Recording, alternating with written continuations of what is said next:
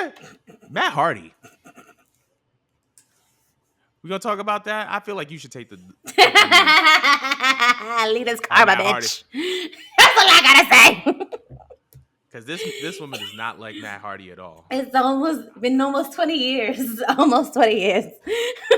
But Lita got her lick back last week when a random hacker, shout out to the hacker, by the way, whoever you are, I would love to just formally shake your hand, okay? Corporate Mo would love to shake your hand, okay? A firm handshake. A firm handshake. Okay, I was not responsible. I had some people reach out to me and wonder if I was behind this. It was not me. This wonderful hacker decided to take it upon themselves and harass Matt Hardy and Rebby for a good, 3 to 4 hours. And these are some classic tweets, very controversial, man. But Jesus Christ. Before I choose my own favorite ones, do you have a favorite tweet, Jordan, by any chance? Man, so let me thanks for sending that. My bad. I have to look it up because there were a Oh, I have a few. I got a few. Hold on. My favorite one is the classic. My favorite one's the classic. The shit, if I was Edge, I would have fucked Lita too. That was OD. Nah, because not for nothing. Not for nothing, bruh. It was, Fine. you know what made this ironic? There was a whole discourse going around about was he in the wrong was he in the wrong for what he did to Edge and Lita. And it's just so ironic that right after this person just took it upon themselves to hack him and to rub it in his face. Here's what I think we could tackle that. He said, nah, this one was jokes. Vince McMahon, send me my money back or I'll release the video of me. Oh, nah. Yeah, I can't say this.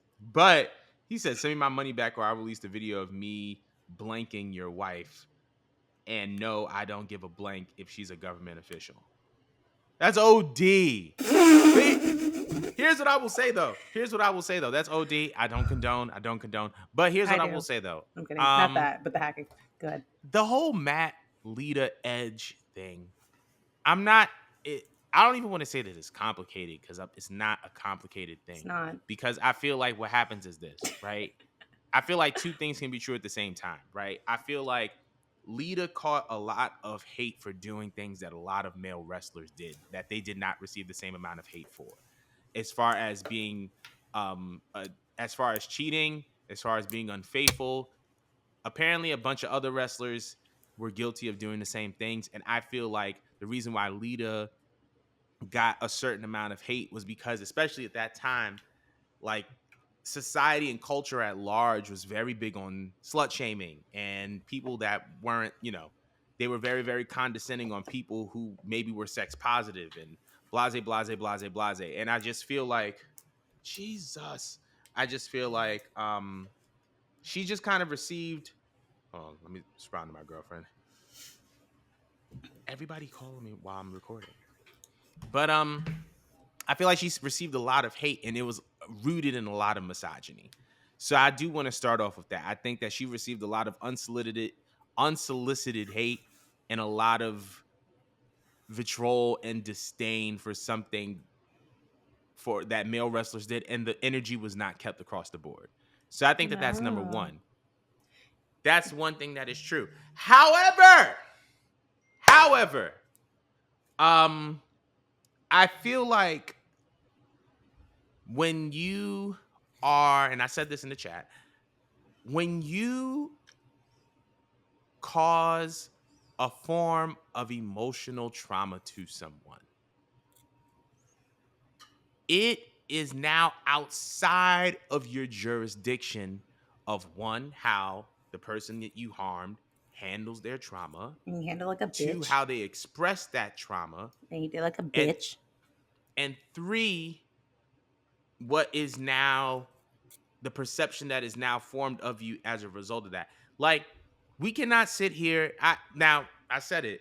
I'm not Matt Hardy. If I was in that position, I don't know what I would have done, but off the top of my head, I probably wouldn't have blasted it and made it a big thing.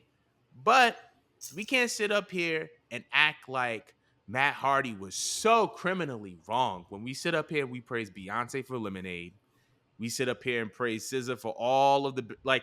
We sit up here and praise all of these musicians and artists who were able to take their trauma and made it work for them in their line of work. And I think that that's what Matt Hardy did for himself. Now, I do think that the circumstances were unfortunate, and Lita received a lot of hate that I feel like was rooted in misogyny. However, at the same time, it's like if we're going to sit up here and praise storytellers for taking their trauma and making it work for them in the context of their art, I'm not going to sit up here and do the same for Matt Hardy. I just don't think that that's unfair. I don't think that that's fair. And on top of that, I'm not going to lie. I don't know if you would catch me outside messing with my best friend's partner. I don't know. I feel like Edge didn't receive.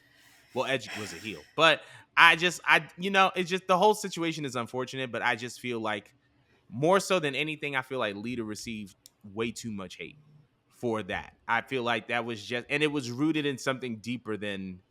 It was rooted in something deeper than the incident itself. It was just rooted in misogyny more than anything. But I want you to get your piece off because I know you. You're not entirely wrong. It's just that, like, my thing is that literally, like, the face of the company, John Cena, can sit there and go cheat on his wife. And, like, everyone's just like, oh, okay, well, he's John Cena. I mean, who in the roster wouldn't want to smash him or whatnot? Like, why would he not want to? He's the top guy, blah, blah, blah. But, like, I just feel like she did it, and then everyone just hated on her for years. Not to this day, because, now it's a different era and stuff like that. But it's just like the way he handled it. Like, look, I get it. I'd be very upset too if my man's sat here while I was injured and messed with my girl. Now they claim it was allegedly emotional cheating. I don't even believe that shit, but they claimed it was emotional cheating. The both of them on their interviews. Okay, but the way he handled it was just so unprofessional, and the fact that he was just mad as hell that it worked in their favor. I mean, that to me is sort of your karma, because no one's mad at you for being upset. You have every right to be upset. But I just feel like as a grown ass man, there's many other ways you could have went about this, and it's just like knowing the boss that you have. What did you expect to happen out of this? Like, seriously, like, do you not know who you work for? Why would you not expect this to somehow work in their favor? And on top of that, like, if he wants to be artistic, he could have been artistic in peace with his black and white videos and his Lita cutout and the bowl cereal he had in the video. He really could have done all that and not posted that on YouTube. He could have just kept that to himself. He could have kept that to himself with everything that he wrote up on the blogs and stuff like that. But he made it like his mission to like take her down and take him down. But it wasn't so much him; it was taking her down, when he should have got most of the backlash. Like, yeah, that was your girl and your girl should have known better. But it's like, why is your homeboy, why is your homeboy so comfortable with sliding with your girl? You know what I'm saying? But she went after her. Just her. Like, that was my biggest part. And then you're mad, like I said, that their careers both popped the fuck off, and then you kind of just faded back into obscurity. Still being mid Hardy to this day, even with the whole gimmick change or whatnot. I could go into a whole Hardy slander all for all day, but the way he handled it to me was like a bitch ass nigga. You really could have handled this on the side. I'm sure every other wife that got cheated on handled it on the side. I'm pretty sure every other couple that was together in WWE, some of them you didn't even know that they were together in WWE. You have to Google that and just like find out. Like, I just found out a couple weeks ago that Cody Rhodes pulled Layla. And I would never have known because they kept it private. OD. You get what I'm saying? OD. Cody just Cody's roster. Cody's roster is something, but that's a whole different podcast. All I'm saying is that you got to know what professionalism is, and Matt to me is not really professional. He just gives me beta male vibes, which I said previous times before. That being said, I want to get back to these tweets because the biggest tweet to me that stuck out like a sore thumb, and I'm still gasping as I'm looking at it. Let me pull it up. Let me scroll real quick. Because this was rich. This was rich. This motherfucker said, and I quote, "Maybe Chris Benoit wasn't that bad. Bitches be hashtag annoying. Hashtag LMFAO. That was OD. That was so OD. I feel so bad for laughing. That's OD. It's fucked up, but it's just like, I'm so sorry. Please, R.I.P. Nancy, forgive me. Forgive me, the little boy whose name I don't know. I don't mean to laugh at it, but this man was ruthless. But my other favorite one was when he tried saying, "Sorry, everyone, I got hacked, but I have since regained access. Sorry for all the vulgar tweets/messages in the past few hours. I will be removing them and restoring my account back to normal." But then he goes, "Psych, bitch, it's still me. You ain't getting this shit back, gang." And then he told him, You ain't "Get getting this deleted." back, gang is hilarious. And Also, then, fun fact, I just found out something. My bad. I don't mean to go interrupt. ahead. Says that Bryan Danielson will be helping out with creative for AEW Collision. Is he really? Yes, he Oh, is. thank God. There's hope. But keep going. Keep going. There's hope for that company. Thank God. That was my biggest concern. But yes, he called himself a hashtag God and then told him, haha, Matt Hardy, get deleted, ho. And then later on had told this man he's trying to change his password. You're not smarter than me, dummy. You're not getting your shit back. And he bullied Matt for like 3-4 hours and then started harassing Rebby Hardy. To the point that she blocked him. She blocked her own husband's main account. This hacker, I have seen many hackers, bro. This was entertaining. He even has said in another tweet that we bought your account back from the dead. You should just let us keep it at this point. To be honest, he got a follow out of me. He got a follow out of me. It was just off of that. Listen, this was Lita's karma is all I have to say. Lita's karma. This is the Lord's work. But I want to know how. Before we get into the next topic, speaking of Matt, he actually had he was talking about AEW Collision as a member of AEW, obviously. And he was saying that the brand split, that there should be a brand split, and that it will be good for healthy competition amongst AEW superstars. Do you believe that can be true? Yes. Do you believe that a brand split in AEW for one roster for Collision, one roster for Dynamite would be good for AEW? Yeah, because it's going to feel like two different programs. A, B, they have a pretty bloated roster that doesn't get fully used. C, we could have different flows for both shows. And I mean, I'd be interested to see how they're going to conduct their draft, if they ever have or decide to do a draft or a tournament or whatever the case may be, to feature faces on the other show. Like, it just leaves like so much more room for just like fun, and different people to just again like want to pay attention to. So I like that. I'm interested in also seeing how again they're going to divide the belts on either show, which belts go here, which belts go here. I just feel like again like it's just a lot more fun when you split the roster up as opposed to putting everything together and then putting on rotation with storylines are going to get screen time. What do you think? I agree. And I think that I feel like people hear brand split and they automatically think of WWE. And that's rightfully so, right? But I think that there was a time in WWE where the brand split actually worked, right? When WCW they purchased WCW, ECW. There was no more real competition left. Yeah. And Vince McMahon had the idea of having a distinct roster for Raw and a distinct roster for SmackDown. That brand split, we saw so many good things come out from each roster. We saw the rise of Triple H. We saw the creation of Evolution, which created Randy Orton, Batista, kind of brought Ric Flair into the modern era of wrestling. We saw, obviously, Chris Benoit. We saw the return of Shawn Michaels. And then on the other side, we saw so much coming from SmackDown. We saw the SmackDown 6, where we had Kurt Angle, we had Edge, we had Eddie Guerrero, we had Brock Lesnar, and a couple of Rey Mysterio.